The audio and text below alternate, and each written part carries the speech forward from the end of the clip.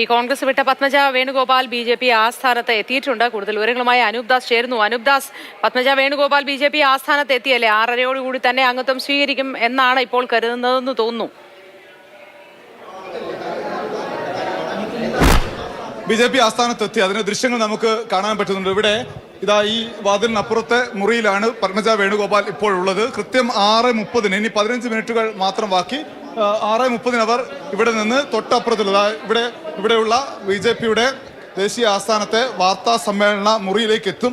ഇതാണ് വാർത്താ സമ്മേളന മുറി. ഇവിടെ വെച്ചിട്ടാണ് ഈ സ്ഥലത്ത് വെച്ചിട്ടാണ് പത്മജ വേണുഗോപാൽ ബി.ജെ.പി അംഗത്വം സ്വീകരിക്കുക. പ്രധാനപ്പെട്ട ദേശീയ നേതാക്കൾ തന്നെ പത്മജയെ സ്വീകരിക്കാൻ വേണ്ടി പാർട്ടി ദേശീയ ആസ്ഥാനത്തേക്ക് എത്തുമെന്നാണ് നമുക്ക് ലഭിക്കുന്ന വിവരം.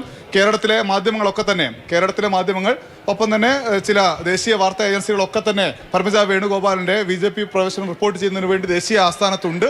ഇനി വെറും 10 മിനിറ്റുകൾക്ക് ശേഷം പത്മജ ബി.ജെ.പി അംഗത്വം സ്വീകരിക്കും.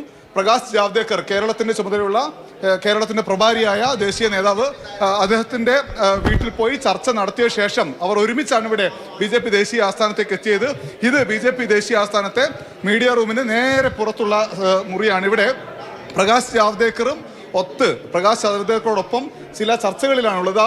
പത്മജയെ സ്വീകരിക്കാൻ വേണ്ടിയുള്ള ബൊക്കയുമായി ഇവിടുത്തെ തൊഴിലാളി വരുന്നതിന്റെ ദൃശ്യം നമുക്ക് കാണാം. ഈ ബൊക്ക നൽകിയാണ് പത്മജ വേണുഗോപാലിനെ, കേരളത്തിന്റെ 4 തവണ മുഖ്യമന്ത്രിയായ കെ കരുണാകരന്റെ, കോൺഗ്രസ്സുകാരുടെ ആദരണീയനായ ലീഡറുടെ മകൾ ബി.ജെ.പിയിലേക്ക് ചേരുക. എന്തായാലും വളരെ പ്രധാനപ്പെട്ട രാഷ്ട്രീയ മാറ്റം ഉണ്ടാവുമ്പോൾ അതിന് സ്വീകരിക്കാൻ ബി.ജെ.പി സന്തോഷത്തോടെ ഒരുങ്ങുന്ന കാഴ്ച നമുക്ക് ബി.ജെ.പി ദേശീയ ആസ്ഥാനത്ത് കാണാൻ കഴിയുന്നുണ്ട്. വളരെ പ്രധാനപ്പെട്ട കാര്യം, ഏതൊക്കെ തരത്തിലുള്ള കഴിഞ്ഞ 2 ദിവസമായി പത്മജ വേണുഗോപാൽ ഇവിടെയുണ്ട്. ബി.ജെ.പി നേതാക്കളുമായി കൂടിക്കാഴ്ചകൾ നടത്തുന്നുണ്ട്. ചില പദവികൾ സംബന്ധിച്ച് ചർച്ചകൾ നടന്നിട്ടുണ്ടെന്ന് നമുക്ക് അറിയാൻ കഴിയുന്ന കാര്യമുണ്ട്. അത് ലോക്സഭാ തെരഞ്ഞെടുപ്പിൽ മത്സരിക്കണമോ വേണ്ടയോ എന്ന കാര്യം, അടുത്ത നിയമസഭാ തെരഞ്ഞെടുപ്പിൽ തൃശ്ശൂർ സീറ്റ് സംബന്ധിച്ച ചില ചർച്ചകൾ, അതുമല്ലെങ്കിൽ രാജ്യസഭാ സീറ്റ് തുടങ്ങിയിട്ടുള്ള ചർച്ചകളൊക്കെ കഴിഞ്ഞ ദിവസങ്ങളിൽ നടന്നിട്ടുണ്ട്. എന്താണ് വാഗ്ദാനമെന്നോ എന്താണ് താൻ ആവശ്യപ്പെട്ടതോ ഒന്നും ഇന്ന് രാവിലെ മാധ്യമങ്ങളോട് ഫോണിൽ സംസാരിക്കുമ്പോൾ പത്മജ വേണുഗോപാൽ പറഞ്ഞിട്ടില്ല. ഒരു ഉപാധിയും താൻ അങ്ങോട്ട് വെച്ചിട്ടില്ല. ഒരു നിർദ്ദേശവും ബി.ജെ.പി ഇങ്ങോട്ടും വെച്ചിട്ടില്ല. ഒരു ഉപാധിയും ഇല്ലാതെയാണ് ബി.ജെ.പിയിലേക്ക് ചേരാൻ പോകുന്നത്.